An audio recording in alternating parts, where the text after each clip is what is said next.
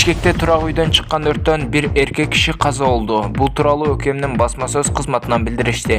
Билдирүүгө ылайык 23 октябрь күнү саат 04:02 чамасында Ленин районунун Ден Сяопин көчөсүндө көп кабаттуу турак үйдүн батиринин уктоочу бөлмөсүнөн өрт чыккан.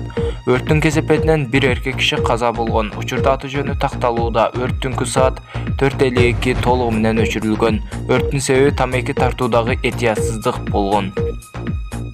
Бұл видеода кейбірлеріне сабақ болусы үшін албетте лайк басып қойыңыздар. Жана каналға жазылып, жанында қоңгырау басып қойыңыздар. Өртчү Толгонай Арзекеева сүйүктүүсү менен эки айрым жолго түшкөндүгүн ачыктады. Өртчү бул тууралуу Instagram баракчасына жазды. Бул менин акыркы билдирүүм. Акыркы убакта менин жеке жашоом тууралуу бир канча жагымсыз каттар келип жатат. Эгер силер уруксат берсеңер, мен бул боюнча кененирээк айтып берейин. Биз сүйүктүүм экөөбүз 3 жыл аралыгында баш кошууну чечкенбиз. Бирок бул мамиле узакка созулган жок. Биз эки айрым жолго түштүк.